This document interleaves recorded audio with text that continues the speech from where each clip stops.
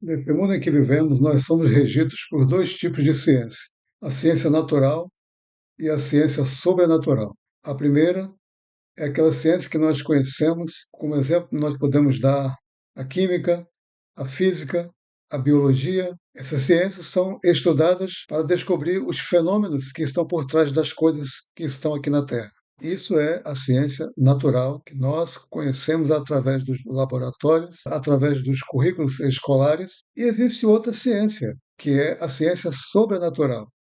É a ciência que, quando nós olhamos para cima, nós vemos um mundo que não está sujeito às leis da ciência natural. É um mundo que está sujeito às leis de Deus, as leis que só Ele conhece. Diz a Bíblia que Deus é onisciente. Onisciente quer dizer o único que possui todo o conhecimento. Portanto, quando nós olhamos para as estrelas, para o céu, para a lua, para o sol, nós estamos vendo ali um mundo que funciona de modo sobrenatural. Não está sujeito às leis da física, tendo leis e princípios derivados do próprio Deus, não podendo estar sujeito à ciência do homem. Portanto, nós não podemos confundir essas duas coisas. Nós vamos tratar de um título que é a incompatibilidade entre a Bíblia e o heliocentrismo. O heliocentrismo é a teoria que passou a reinterpretar os céus e a Terra segundo a nova ciência astronômica de Copérnico. Antes de adentrarmos no assunto, nós precisamos compreender a cosmologia bíblica e a cosmologia das civilizações antigas. A cosmologia bíblica dos céus e da Terra, por mais de 5 milênios, é essa que nós vemos aí na ilustração. Aí nós vemos que tem águas que foram divididas por esse firmamento aqui, e dentro desse firmamento habitam então o Sol, a Lua e as estrelas, e os planetas. Planetas são estrelas. Simplesmente a diferença é que planetas são estrelas errantes. Elas não fazem aquela órbita perfeita como as estrelas fazem. Pois bem, então nós vemos que aí tem as águas acima do firmamento e tem as águas que estão aqui abaixo do firmamento. Quando Deus fez essa separação, ele então ordenou que a parte seca aparecesse, né? Então aqui embaixo tem a Terra como se fosse um disco plano e achatado, aonde nós vemos aí a Terra e temos aí passagens para os mares interiores, que não é o nosso caso hoje de conversarmos sobre isso, mas apenas compreendemos essa questão aqui sobre a cosmologia bíblica foi passada através do seguinte texto. Gênesis 1, 6 a 8 diz assim: Disse Deus, haja firmamento no meio das águas e separação entre águas e águas. Fez, pois, Deus o firmamento e separação entre águas debaixo do firmamento e as águas sobre o firmamento. E assim se fez. E chamou Deus ao firmamento céus, houve tarde e manhã, o segundo dia. Passando então para um outro texto, que é o texto de Salmos, capítulo 19, verso 1, que diz assim: Os céus proclamam a glória de Deus e o firmamento anuncia as obras de suas mãos. Vemos aí mostrando o firmamento como aquele que anuncia a glória de Deus através das obras realizadas e estando ali naquele firmamento que ele fez, nós vamos ver os céus, a terra, as estrelas, o sol, a lua, tudo isso está lá em cima como prova daquilo que Deus fez no firmamento e colocou como testemunho eterno. O livro de Jó, capítulo 37, verso 18, diz assim: O estendeste com ele o firmamento, que é sólido como espelho fundido. Salmo 148, verso 4, que diz lá: Louvai os céus dos céus e as águas que estão acima do firmamento. Sei que pode parecer complicado, difícil para muitas pessoas, mas a Bíblia ensina exatamente isso. Existe água acima daquele firmamento que os nossos olhos veem. Por isso, quando nós olhamos para os céus, nós vemos que os céus são azuis, exatamente porque acima dele estão as águas acima do firmamento. E isso aí foi feito por Deus do jeito que ele quis, como ele quis, e ainda que eu não compreenda, mas a Bíblia diz que é assim, e eu creio porque assim é a fé que Deus nos deu. Então, veja, esse firmamento, como disse Jó, é como se fosse um espelho fundido. Então, nós conseguimos ver as águas que estão acima exatamente na cor que elas são, porque o firmamento é um espelho fundido, né? Então, nesse caso, nós vemos isso todos os dias quando olhamos para os céus, tanto de dia quanto de noite. nós vamos ver na parte da noite milhões de estrelas, né? Galáxias, vamos ver a Lua, de dia o Sol. Então, nós vemos que lá está o testemunho de Deus. Essa imagem que nós colocamos aqui é uma página de uma Bíblia, onde nós vemos que antigamente esse firmamento ele vinha na primeira página, nas primeiras, para que as pessoas compreendessem que ali está registrado o modelo bíblico conforme está escrito na Escritura Sagrada. Então, você pode ver que nós temos aqui o firmamento, temos aqui os astros, né? E temos as águas acima do firmamento.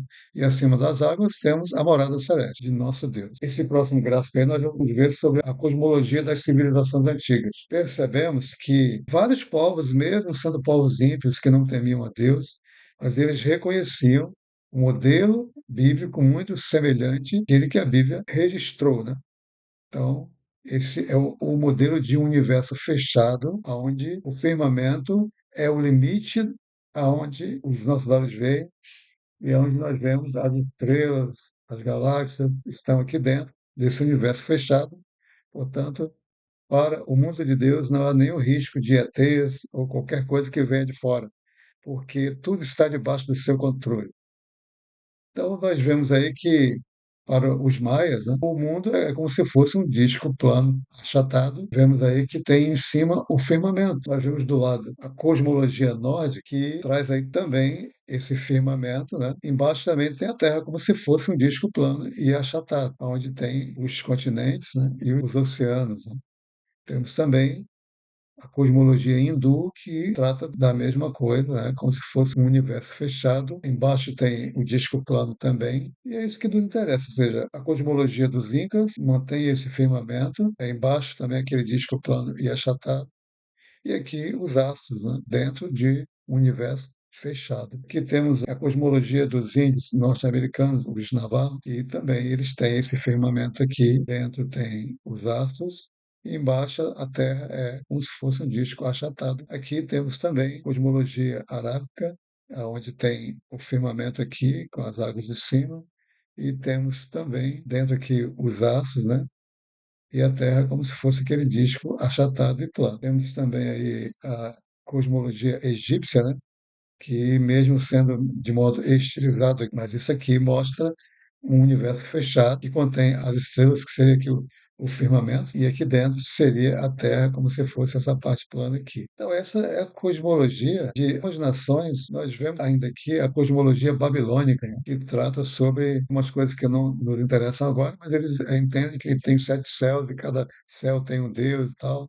Então, a gente sabe que eles são povos idólatras. Então veja que o segundo céu para ele é como se fosse o Sol, né? O Sol, Shamash, o primeiro céu é como se fosse a Lua.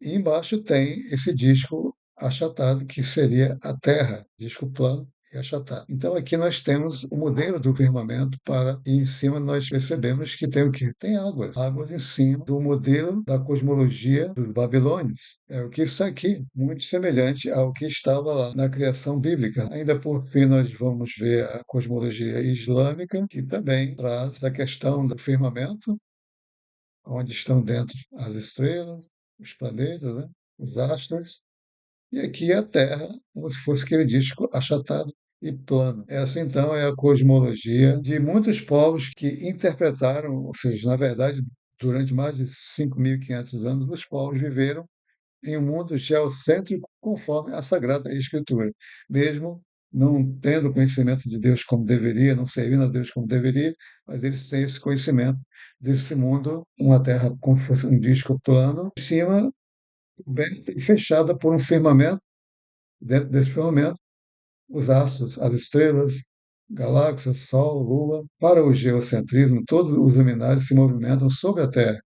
O Sol percorre o seu caminho sobre a Terra, assim como as estrelas fazem suas órbitas sobre a Terra, tendo a estrela Polaris como eixo. Portanto, esse sempre foi o pensamento da maioria dos povos antigos. Vamos dar agora algumas razões pelas quais o povo cristão deve rejeitar o heliocentrismo. Primeira questão: o heliocentrismo é um sistema religioso e ocultista. Apesar dele se passar por um sistema científico, nós vamos ver que não é bem assim. É uma grande afronta ao Senhor, Deus Todo-Poderoso. O primeiro mandamento diz: não terás outros deuses diante de mim. O sistema solar, ele é uma sequência de planetas que têm nomes de Deus. Júpiter, Vênus, Marte, Mercúrio, Saturno, esses aí eram os deuses originários, né, da mitologia greco-romana, tendo em vista que Plutão e Netuno ainda não tinham sido descobertos, né? Todos esses deuses aí, eles têm os seus consortes nas outras mitologias. Quando nós pensamos, por exemplo, em Júpiter, que é o deus romano, né, nós vamos ver que o seu consorte em grego é Zeus. E vamos ver que na Babilônia e na Síria ele é conhecido como Marduk, ou era conhecido, né? No Antigo Egito como Amun-Ra, e no mundo de Canaã, os cananeus, como Baal, que é muito falado na Bíblia, onde tentou muito o povo de Deus e foram muito castigados por muitos deles terem deixado a lei de Deus e se juntado com as coisas desse falso Deus. Esses nomes de deuses, eles não são dados por acaso, porque toda a ciência do heliocentrismo, ela é exatamente para colocar um sistema religioso e ocultista, para colocar algo que os povos antigos costumavam adorar, que é o sol. Algo que muitas vezes Deus puniu o seu povo de modo muito duro, por eles terem abandonado os mandamentos e terem se juntado aos pagãos para se juntar aos ídolos criados através dos planetas, das estrelas, do Sol, da Lua. Então, voltando aqui, ó, nós vemos que o planeta Vênus é como se fosse a deusa Vênus de Roma, que é a mesma deusa Afrodite na Grécia, ou era, né? Claro que hoje também tem muitas pessoas que ainda creem assim nessa mitologia. Na Babilônia era a deusa Estar, né? No Antigo Egito, Hathor ou Ísis. E no mundo cananeu, Astarte ou Astarote. O planeta Marte quer dizer, ou seja, Marte era o deus da guerra, o deus da destruição. Na Grécia, ele tinha o nome de Ares. Já na Babilônia, o seu nome era Nergal. No Antigo Egito, ele tinha o nome de Horus. Em Canaã, tinha o nome de Rezef. Mercúrio era Mercúrio para os romanos e Hermes para os gregos, e Nabu para os babilônios, e Tote para os antigos egípcios e Cotar ou Taut para os cananeus. Saturno era Saturno para os romanos e Cronos para os gregos. Para os babilônios era Ninur. No Antigo Egito, Geb ou Osíris.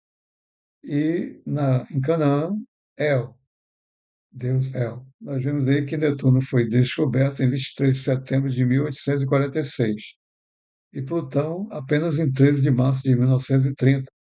Portanto, seguiu a mesma tradição religiosa e ocultista dos antigos, né? Dos deuses lá da mitologia greco-romana. Plutão é o deus do submundo, né? Ou do mundo dos mortos, que é Plutão para os romanos e Hades para os gregos. A palavra Hades ela está muito presente na escritura sagrada, né? Então, para os babilônios era Nergal, para o Egito, Osíris e Anubis, e Mod para os cananeus. Já Netuno é o deus dos mares, né? Para os romanos, para os gregos, seu nome é Poseidon, e para os babilônios é Enki, para os egípcios, Nun e Sobek. Então nós vemos que não são apenas aqueles deuses da mitologia greco-romana, mas eles se estendem, no sincretismo religioso, eles se estendem para várias outras religiões e sistemas ocultistas. Então, quando nós entendemos melhor o heliocentrismo, nós vemos que é um sistema religioso, é um sistema pagão, que as pessoas se acostumaram com ele, mesmo porque, a partir do século XX, ele foi inserido no currículo escolar, mesmo não tendo sido uma ciência plena, mesmo não tendo sido aquela ciência que foi submetida à experimentação para aprovar ou não as suas hipóteses. Ela até hoje é uma teoria. Então, mesmo assim, ela foi colocada no currículo escolar e foi massificada na mente das pessoas para tentar impor, para que elas aceitassem isso como uma verdade da modernidade, né? Se podemos dizer assim, se formos comparar que o geocentrismo foi aquele modelo criado por mais de 5.000 anos, nunca ninguém questionou isso. Então, por fim, assim como Jesus Cristo ele personifica a verdade, Satanás personifica a mentira e o engano. Vemos isso em João capítulo 14, verso 6, onde Jesus diz: Eu sou o caminho, a verdade e a vida. Ninguém vem ao Pai a não ser por mim. Então ele é o caminho, ele é a verdade. Mas o inimigo é aquele que ele personifica a mentira e o engano. Desse modo, ele vai falar, como disse Jesus acerca dele, que o inimigo, ele nunca se firmou na verdade. E quando ele profere mentira ou engano, ele fala daquilo que ele é próprio. Nesse caso, nós vemos que são dois representantes aí de sistemas que atuam aqui na Terra. Querendo você ou não, eles estão presentes nessa Terra e atuam na mente das pessoas. E nós queremos deixar claro que esse atuar para que as pessoas creiam nesse sistema, ele é poderoso, de tal modo que muitas pessoas nem sequer questionam mais, mas aceitam tudo aquilo que esse sistema passa, ainda que ele seja improvável naquilo que ele afirma. Mas vamos adiante aí. No Antigo Testamento, Israel foi duramente punido por Deus, como a gente já tratou há pouco. Em Ezequiel 8, trata de um texto onde Deus mostrou muitas abominações cometidas no templo, dentre outras, onde 25 homens estavam no átrio interior do templo, né? De costas para o templo e prostrados em adoração ao sol. A pena para os judeus na época foi a escravidão em Babilônia por 70 anos. Deus fez isso exatamente para puni-los por esse pecado que eles cometeram contra ele. A segunda questão aí a ser considerada é que o heliocentrismo é uma teoria que jamais passou por experimentação para provar suas hipóteses. Nós temos que ver o que é ciência. Ciência é todo conhecimento que cumpre o método científico, que é um conjunto de regras para a obtenção do conhecimento através de uma investigação científica. O método é o seguinte: você começa com a observação. Você vai observando e vai criando as suas hipóteses. Nessas hipóteses, você vai criar uma teoria em cima. Mas essa teoria tem que ser submetida à experimentação. Depois que você submete as suas hipóteses à experimentação, nós vamos ver resultados positivos, vai resultar em leis ou princípios. Se esses resultados forem negativos, volta ao começo para reciclar as hipóteses e, no futuro, nova experimentação. A ciência é assim, tem que ser provável. Não pode ter nada que as pessoas aceitem por aceitar. Tem que ser algo que realmente pode ser provado. Newton foi um excelente cientista, tendo destaque na física, na ótica, na matemática. Para tanto, teve de cumprir o método científico nos três princípios que criou, princípios da inércia, da dinâmica e da ação e reação. Com relação à gravidade, Newton não a descobriu, apenas deu nome à força que já existia desde a criação da Terra. Por quase 6.000 anos, as estrelas e os planetas fazem seus movimentos ininterruptos dentro das suas órbitas. Newton escreveu que a gravidade explica os planetas, mas não pode explicar quem os colocou em movimento, exigindo um criador. Para ele, a complexidade matemática do cosmos exigia um criador inteligente para organizá-lo e mantê-lo em perfeito funcionamento. Diferença de ciência para pseudociência. A verdadeira ciência foi benéfica à humanidade. Foi a ciência que trouxe a revolução industrial e todo o processo em que vivemos. Minha profissão de mergulho era profundamente ligada às leis da física, da química e da matemática. Vivia estudando as leis de Arquimedes, de Henry, de Charles, de Boyle. Eu não sou contra a ciência, sou contra a pseudociência que acha que pode ir de encontro à ciência de Deus, registrado na sua palavra. A terceira questão. O heliocentrismo diz que o Sol é o centro do sistema solar, girando todos os planetas ao redor dele, tendo massa de 99,85% desse sistema, restando apenas 0,15 para os planetas, anões, os asteroides, os cometas, a poeira interplanetária e os planetas, sendo a Terra um dos menores. Veja bem, a Bíblia Sagrada diz o contrário. Diz que o Sol é que faz o seu percurso ou percorre o seu caminho em cima da Terra. Isso aí está em Josué 10, verso 12 a 14, onde fala que o Sol parou. Ora, se o Sol parou, é porque antes ele estava caminhando, estava andando. estava se movimentando, senão não teria sentido ele parar. Então, a Bíblia diz que o sol parou. E como ela diz, e a palavra de Deus, para que o homem saiba aquilo que aconteceu, eu creio, é o que está escrito. Essa ciência, ela não depende de provas, ela é aceitação pela fé.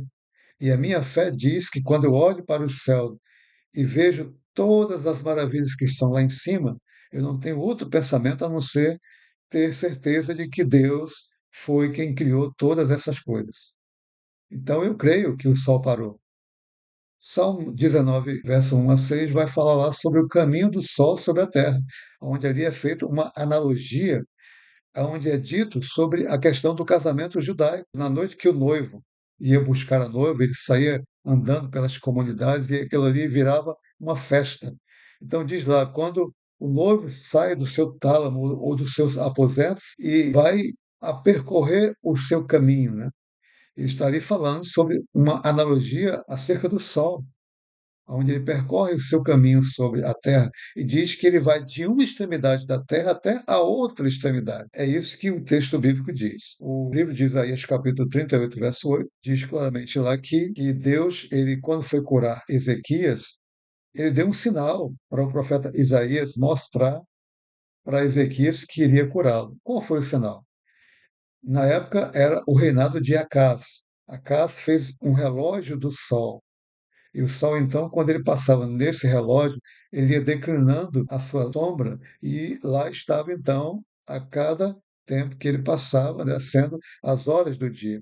E Deus diz, então, que ele iria fazer o sol retroceder, ou seja, o relógio de Acás iria retroceder 10 graus. E, então, esse texto aqui, ele é mais grave que o texto de Josué, porque lá o sol apenas parou, parou quase um dia inteiro. No texto de Isaías diz claramente que o Sol, ele, além de parar, ele retrocedeu. Ele voltou atrás. A sombra do Sol, ela retrocedeu no relógio de Acás. Nós vemos aí que a Bíblia fala o contrário do que a ciência procura dizer através da sua reinterpretação das coisas que Deus fez. A Bíblia diz também que o Sol foi criado no quarto dia por causa da Terra e não o contrário. Foi criado como um luminar para iluminar a Terra. É o que diz Gênesis 1, 14 a 17. Com prova de que a Terra seria uma bola, né? Vamos falar sobre a experiência de Eratóstenes. O heliocentrismo utiliza a experiência de Eratóstenes, astrônomo, matemático e geógrafo grego, realizada em 240 a.C., para apoiar a esfericidade da Terra. Colocou uma haste na cidade de Siena e outra na cidade de Alexandria, no Egito. Verificou que o raio ou inclinação das sombras era diferente, concluindo que a Terra era redonda. Na época, foi ignorado. Sua conclusão não causou qualquer mudança na crença predominante no geocentrismo. Esse experimento, de forma alguma, mostra que a Terra seja uma esfera. Prova apenas que o Sol está se movimentando, o que causa diferença na inclinação da sombra, conforme seu caminho percorrido. Portanto, no modelo geocêntrico, a sombra varia nas diferentes mudanças no caminho do Sol sobre a Terra. Essa experiência, ela não prova nada porque tanto serve para um sistema quanto para o outro. Em um sistema dizem que é o Sol que se move, o outro sistema diz que é a Terra que se move sobre o Sol. Então, o sistema bíblico, Deus faz com que o Sol se mova sobre a Terra.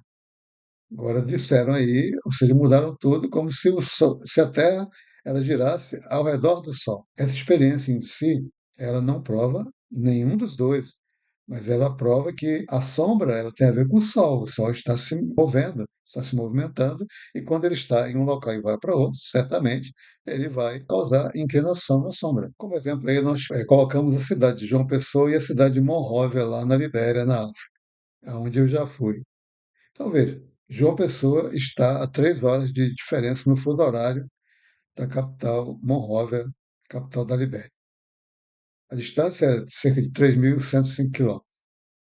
Então, se eu pego uma haste e coloco aqui em João Pessoa, num determinado local, e deixo alguém com o celular, com um cronômetro, para a gente ver em tal minuto qual era a inclinação do Sol, então eu vou colocar a haste aqui em João Pessoa e vou colocar lá em Monróvia, na Libéria, na África. Naturalmente, se está aqui em cima de uma pessoa, a hora que eu estou medindo aqui seja meio-dia. A pessoa que vai estar lá em Monróvia, na Libéria, naquela mesma hora, aqui é meio-dia, lá vai ser 3 horas da tarde. Então, só que aqui o sol está indo, o ângulo vai ser quase zero. Mas quando chegar lá, o ângulo do sol vai ser bem maior, porque lá já são 3 horas da tarde. Portanto, é claro que a sombra daqui não vai ser a mesma sombra de Monróvia, da Libéria, da África. Essa experiência ela não prova que a Terra é uma bola. Não prova. Os heliocentristas se pegam muito também na experiência do pêndulo de Foucault, que dizem que prova a rotação da Terra.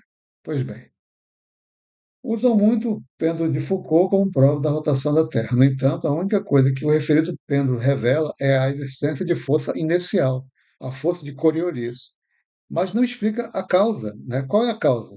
É o Sol que se move ou a Terra que se move ao redor do Sol. Então, existe um movimento, mas quem é que se move? Então, em tese, não há qualquer prova de que, através desse experimento, nós podemos dizer a Terra ela faz uma rotação sobre si mesma. Isso não é provado pelo pêndulo de Foucault. Desse modo, o experimento pode ser aplicado a uma Terra fixa e imóvel e estrelas, Sol e Lua girando ao redor dela. Ou pode ser aplicado ao modelo heliocêntrico, se imaginarmos que quem se move é a Terra. Isso é muito bem explicado pelo doutor em física Douglas Wagner Aliodin, cujo vídeo está na descrição. Esta questão. O heliocentrismo diz que a Terra é um pequeno planeta do pequeno sistema solar que pertence à pequena galáxia Via Láctea. Isso contraria a Sagrada Escritura, ou seja, a Bíblia Sagrada, que diz claramente que a Terra é tão imensa que os luminares, ou seja, as estrelas, galáxias, Sol e Lua, foram criados para iluminá-la, conforme Gênesis 1, 14 a 18, o que não faz sentido no modelo heliocêntrico. A Terra está em subposição aos céus, os quais estão em sobreposição em relação à Terra. O relato bíblico diz respeito aos céus e à terra, pouco dizendo sobre os luminares, exceto nas suas funções de iluminar a terra e de servir para determinar o tempo e para as estações do ano na terra, conforme Gênesis 1, 14 a 18. Os luminares foram criados por causa da terra e não o contrário. Os luminares foram criados para viabilizar a vida na terra e é o campo de prova de Deus, onde seres inteligentes são provados sobre a sua fé em Deus durante toda a sua vida na Terra. Aí nós vemos então o sistema heliocêntrico, né? Que é o Sol imenso aí, ocupando 99,85% da massa de todo o sistema solar. Nesse caso, o heliocentrismo chama Deus de tolo por haver criado uma infinidade de estrelas para iluminar a Terra. Segundo eles, é uma poeirinha insignificante. A ciência astronômica diz que o sistema solar está nessa parte da Via Láctea. Vejamos aqui essa imagem. Então, nós vemos aqui a imagem da Via Láctea e tem aqui o Sun, né, que é o Sol, que está nessa partezinha aqui, dizem eles. Aqui está outra imagem, onde eles colocam. Então, veja bem, esse mundo heliocêntrico ele só pode existir na teoria. Obviamente, estamos diante de uma representação gráfica oriunda de conclusões improváveis. É uma teoria, né? A ciência astronômica sequer trouxe provas de vídeos ou fotos reais do sistema solar. Nunca houve uma única foto real da Terra, mas apenas imagens geradas por computador. Ora, se o telescópio Hubble está a 540 quilômetros de altitude, por que não consegue tirar uma foto real da Terra se tira fotos espetaculares de outras galáxias? Você nunca pensou nisso? Vejamos as supostas primeiras fotos da Terra, segundo dizem, tiradas diretamente da Lua. Eis aí a primeira. Vemos agora outra foto, que é muito semelhante. Pois bem, em nossa ótica, essas imagens parecem mais montagens gráficas de amadores, pois são muito mal feitas. As estrelas não aparecem como você viu lá, que é tudo preto.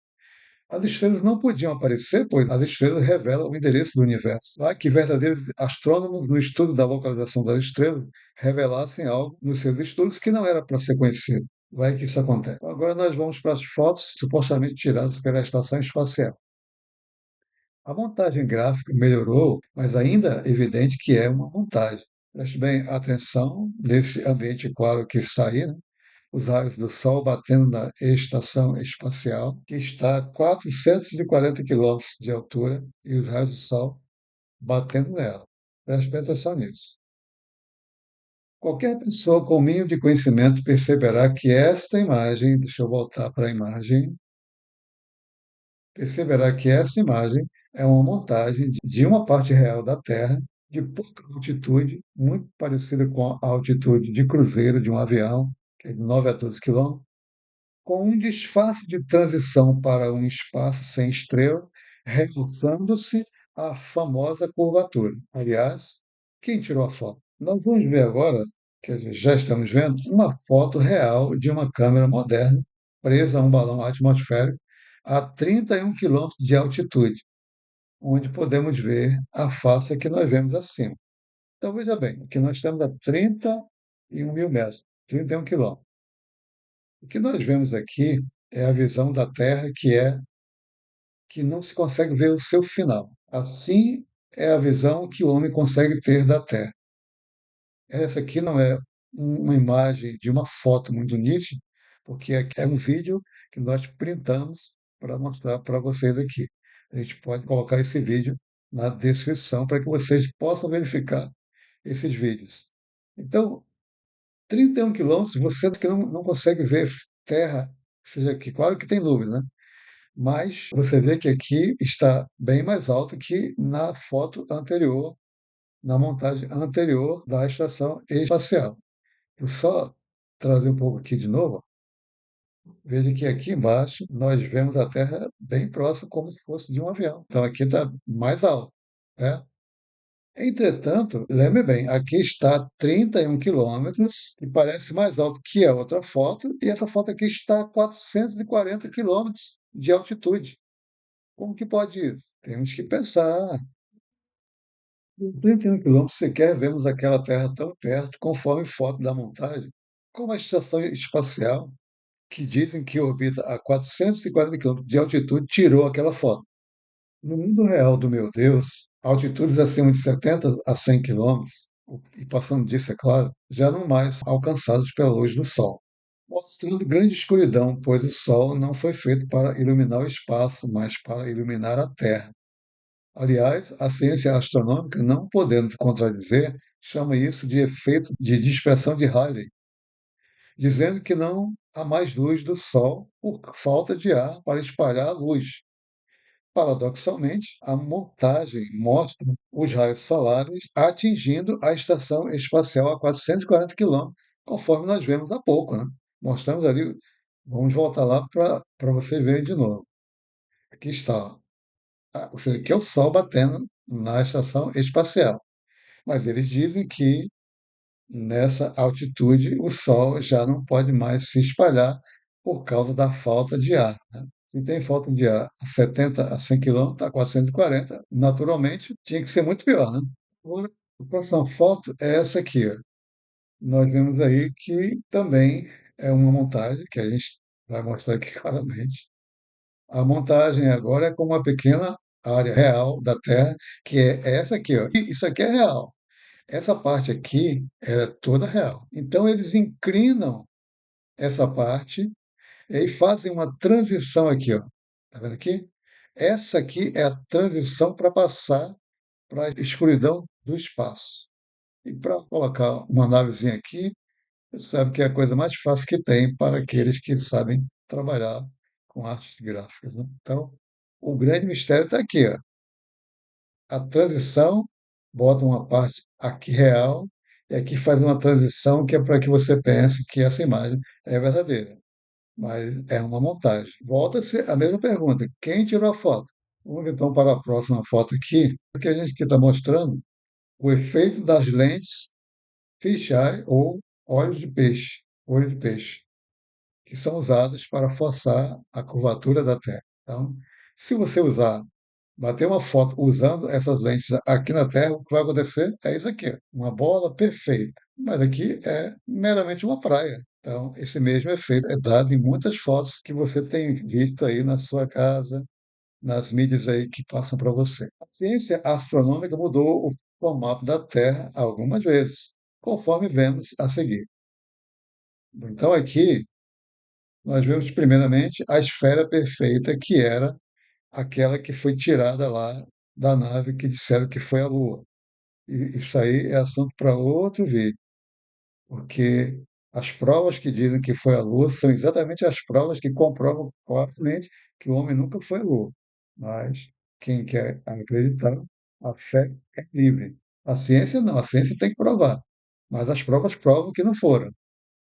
Pois bem. Então, naquela foto está essa bolinha azul aqui, ó. Só que logo depois, a própria ciência começou a dizer que a Terra não era bem aquela bola, era achatada nos polos, né? Então veio a forma elipsoide aqui, certo? E depois eles disseram que ela é achatada, mas não é desse modo aqui. Ela era uma forma geóide, né? Que era parecida com uma pera, como está aí, né? Que é a forma geóide.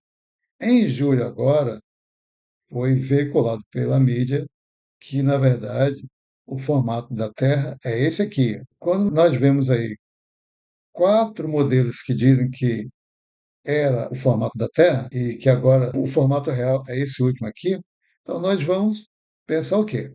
Sendo assim, no que se refere ao formato da Terra, a conclusão não pode ser outra de que todas aquelas fotos supostamente tiradas da Lua e as outras tiradas da estação espacial eram montagens. Não há como nós compreendemos de outra forma. Mas você é livre para crer. A fé é sua, se você quer crer naquilo que dizem para você com relação a isso, fique à vontade. Agora, nós vamos trazer aqui o que, que o homem pode conhecer do formato da Terra. Já tínhamos mostrado aquela foto anterior, foto não, né? Um print de um vídeo, aqui tem outro print de outro vídeo, né? Onde tem uma câmera acoplada a um balão atmosférico mostrando o mundo real.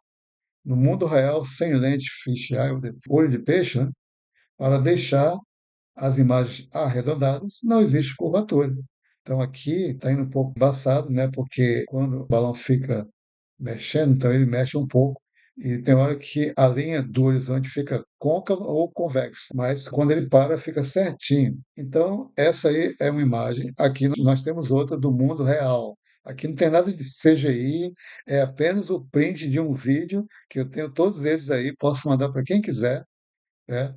Então, aí nós temos o formato da Terra, nós não conseguimos ver o final, né? Ninguém consegue ver isso. Até 30, 40, 50 metros, você vai ver a infinitude, né? Você não consegue ver o fim da Terra. Se você subir mais, você vai ter uma escuridão grande, né? Lá para 90, 80, 100 quilômetros. Então, esse é o formato da vida real, não das montagens. E aqui, então, nós temos, essa legal foto que a gente mostrou já, essa aqui já é um pouco mais alta, 38 quilômetros, né? 38.450 metros. É onde a gente vê aí o balão se mexendo, a gente tirou esse print aí, né? Até é aquele mundo onde não se vê o final. Outra fotozinha aqui para você ver. Essa aqui é a Terra do mundo real. Não é o mundo CGI que nos apresentaram. Isso aqui é o mundo real. Qualquer câmera que você enviar lá, ou no balão ou por outro meio, você ir lá para 40, 50 quilômetros, você vai ver isso aqui, ó. Aqui está mais uma. E essa aqui sim é uma foto belíssima, né? Esse é o mundo real. Apesar de tudo isso, muitos ainda acreditam na bolinha azul, que é direito de cada um. Contudo, não pode chamar isso de ciência, mas de fé naquilo que não existe. A quinta razão pela qual os cristãos devem ficar longe do heliocentrismo: não existe ciência que comprove que a água em estado líquido faça curva ao redor de uma bola, quanto mais os oceanos. A explicação do sistema é que a força da gravidade suga os oceanos para o centro da Terra, colando-os na crosta terrestre e impedindo que eles derramem no espaço. Tem que ter uma fé muito grande para acreditar nessa explicação. Nesse caso, a minha fé é muito pequena para isso. Se a gravidade exerce uma força descomunal atraindo os oceanos para o centro da Terra, por que, no exemplo clássico da maçã, ela tem uma força de gravidade tão fraca que só consegue atrair a maçã para a Terra quando ela amadurece? Não consegue puxar um pouco mais para atrair a maçã ou qualquer fruta enquanto ainda estão verdes? Tem algo errado nessa história, não tem não? Só pensar um pouquinho. Se ela atrai os oceanos, olha que força descomunal, absurda. Se ela faz isso, naturalmente, nenhuma fruta ia ficar em cima do galho se o que nos ensinaram foi correto. Porque os aviões não são sugados pela mesma força colossal que puxam os oceanos. Isso é realmente inacreditável, inimaginável, inconcebível. A sexta razão, como comprovar o que se diz do núcleo da Terra se ninguém nunca teve acesso a ele? Dizem que o começo dele está a 2.900 quilômetros da superfície terrestre. O problema é que o poço mais fundo cavado na Terra está em Kola, na Rússia. Tem pouco mais de 12 quilômetros, só falta 2.888. Pertinho. Em ciência, não basta relatar a façanha, tem de provar, senão não é ciência. As afirmações do heliocentrismo sobre a Lua dizem que a Lua não tem luz própria, mas apenas reflete a luz do Sol. Mas a Bíblia Sagrada diz que a Lua já nasceu como corpo iluminado. Gênesis 1,16 diz isso. A palavra manor para Sol e para Lua é corpo iluminado. 1 Coríntios 15, 40 e 41 afirma que a luz do Sol é distinta da luz da Lua. Assim como a luz das estrelas diferem também. Uma é a luz do Sol, outra é a luz da Lua, outra é a luz das estrelas, que também diferem em brilho. Né? Veja bem, não haveria estações do ano e nem agricultura sem a luz distinta da Lua. Apesar das provas dizerem o contrário, vamos supor que a Lua seja aquele local rochoso e escuro passado em imagens de mídia, onde já se viu rocha e terra refletirem luz. O Salmo 104:19 diz que Deus designou a lua para as estações do ano. É isso que diz o Salmo. A importância da lua para a agricultura é imensa. Deus determinou que os meses judaicos começassem no ciclo da lua nova. Você acha que isso foi por acaso? Na lua nova, a seiva e a umidade tendem a descer para a base das plantas e camadas superficiais do solo. Essa fase é boa para o plantio de árvores para a produção de madeira, bem como plantar couve, cebolinha, espinafre, banana, etc. Nessa fase, a lua atrai maior quantidade de água para o solo, aumentando o volume das sementes. Consumindo as sementes mais água, tendem a romper-se mais rápido. Na lua crescente, o fluxo da umidade e nutrientes começa a subir. A seiva segue do caule para os ramos e folhas para desenvolvê-los. Alimentos ideais para plantar nessa época são tomate, berinjela, pimentão, feijão, abóbora, arroz, milho. Na lua cheia, a luminosidade noturna é a máxima e a água se movimenta para a parte mais alta e para os frutos.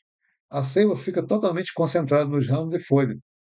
É a época ideal para colher os frutos, onde se tem mais seiva nas proximidades dos frutos, e o que os torna mais suculentos. É na forte iluminação da lua cheia que proporciona um ótimo efeito sobre flores e hortaliças. Alimentos para se plantar na lua cheia: alface, repolho, couve-flor, flores, etc. Veja agora essa regra da agricultura, que foi baseada nas fases da lua. Entre a lua minguante e nova, deve ser plantado tudo que nasce abaixo do solo.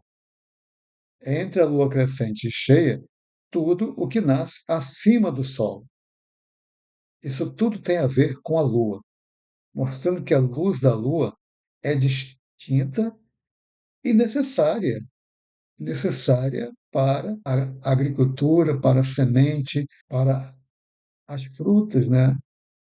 Os legumes, tudo que acontece no campo, a lua é primordial. A luz da lua, a luz fria da lua é primordial para o campo. A iluminação da lua penetra no solo e ajuda no crescimento da colheita. É nítido o benefício da lua nas plantações. A lua muda a quantidade de seiva que percorre o caule, folhas e ramos. Exatamente porque a luz da lua é a luz da lua, não é o reflexo do sol. Há uma completa incompatibilidade de uma lua com o solo físico e rochas com as fases da lua. O argumento da iluminação do Sol é inconsistente. Vejamos as seguintes imagens da Lua. Vemos aqui uma Lua que mostra, na parte que ela não é vista, mostra um fundo escuro do espaço.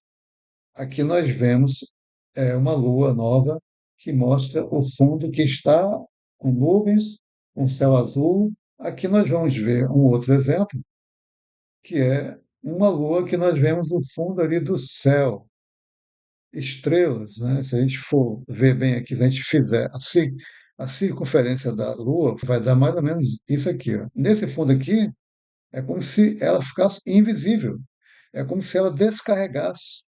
E aqui nós vemos o fundo que está nos céus. Então, se nós pensarmos como que uma lua que dizem que ela tem sol rochoso, terra, isso é incompatível com essas fases da lua que nos mostram. Isso aí é para pensarmos. Dificilmente uma lua, ou seja, uma superfície rochosa, iria ficar invisível como vemos, deixando transparecer o mesmo fundo do céu, da escuridão, do espaço e até estrelas. Tem algo errado nessa história. Número 8. Os movimentos de rotação e translação inventados pelo heliocentrismo comprovam a impossibilidade da teoria. Primeira questão. É impossível duas esferas, como dizem Terra e Lua, possuírem os supostos movimentos de rotação e translação para a Lua revolução. E a mesma face da Lua sempre ser vista há quase 6.000 anos. Isso é uma ofensa e uma zombaria da inteligência humana. Então, veja bem, é impossível nós vermos duas esferas girando uma na frente da outra e você olhar de uma e só ver uma face daquela outra esfera que está girando, como a outra também. Então, quer dizer, tem algo muito errado nessa questão. O argumento de rotação sincronizada é a verdadeira afronta e improvável para a ciência e para qualquer mente pensante. Colocamos aí também. A possibilidade de duas esferas girando em diferentes rotações e translações mostrar a mesma face para outra esfera por quase 6.000 anos é zero. O movimento da revolução da Lua ao redor da Terra ocorre em 27,3 dias, segundo diz. Se isso fosse verdade, em cerca de metade desses dias a Lua estaria orbitando em lados opostos da Terra, não podendo ser vista do outro lado da Terra. Desse modo, durante cerca de metade do mês, um lado da Terra teria escuridão total, sem a luz da Lua. No entanto, na ciência real de Deus, a Lua é visível, ou seja, é vista durante todo o ano, e sua luz é ininterrupta na Terra. Aqui nós temos esse gráfico que vai mostrar isso que a gente está falando. Dê uma olhada aqui e veja bem comigo. Aqui está a Terra, a Lua e o Sol, né, estão alinhados. A Lua, no seu movimento de revolução sobre a Terra, que dura 27,3 dias, nós vemos que se ela fez o giro, metade desse giro ela vai fazer em cerca de 13 dias e meio. 27 o total, metade, cerca de 13 dias e meio. Nesses 13 dias e meio que ela está girando do lado do Sol, esse outro lado aqui da Terra não teria luz nem da Lua e nem do Sol. Você pode ver aqui, ó. Então, nesse caso, metade da Terra iria ficar sem ver a Lua durante mais de 13 dias, o que não ocorre no mundo real. Tem alguma coisa errada. Não tenha dúvida de que não está certo. Se metade da Terra ficasse sem luz da Lua durante a suposta volta da Lua ao redor da Terra, haveria um caos de escuridão e consequências drásticas na agricultura. Mas isso aí não ocorre no mundo real, só no mundo da teoria do heliocentrismo. Uma segunda questão que eu coloco para vocês pensarem é, dados os movimentos de translação de Júpiter, Saturno, Urano e Netuno serem tão imensos, chegando no caso de Netuno a 165 anos, deixaríamos de ver esses planetas por anos. Contudo, o sistema heliocêntrico, convenientemente, adaptou a translação da Terra para esses planetas serem vistos, né? Mesmo com as imensas diferenças. Mesmo assim, a conta não fez.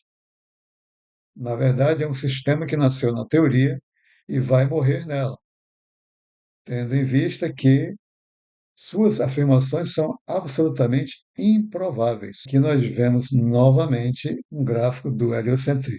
Então veja, se a Terra, que está aqui, ó, ela gira ao redor do Sol em 365 dias, que é um ano. Netuno, que está aqui, gira ao redor do Sol, faz o seu movimento de translação, que duraria 165 anos. Isso quer dizer o quê? Que a Terra, durante um ano, ela ia passar por Netuno 165 vezes. E toda vez que ela passasse por Netuno durante um ano, veja, ela ia passar por ele e ia continuar a sua volta bem mais rápido. No mínimo, metade desse ano, quando ela estivesse do outro lado do Sol, não poderia ver nenhum planeta que estivesse do outro lado de cá. Netuno, ele estaria do outro lado de cá.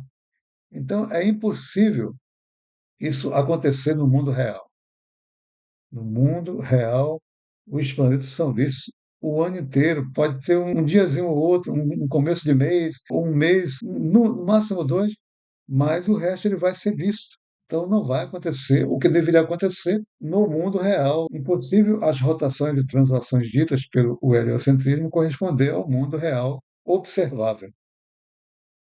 Conclusão: não existe compatibilidade entre o heliocentrismo e a Bíblia Sagrada. Dizer que se complementam é um engodo. A Sagrada Escritura rejeita e condena o heliocentrismo. Acreditar no heliocentrismo é realmente uma crença, não ciência. Que o Senhor nosso Deus abra os nossos olhos para podermos lutar contra os enganos dessa vida. Deus abençoe.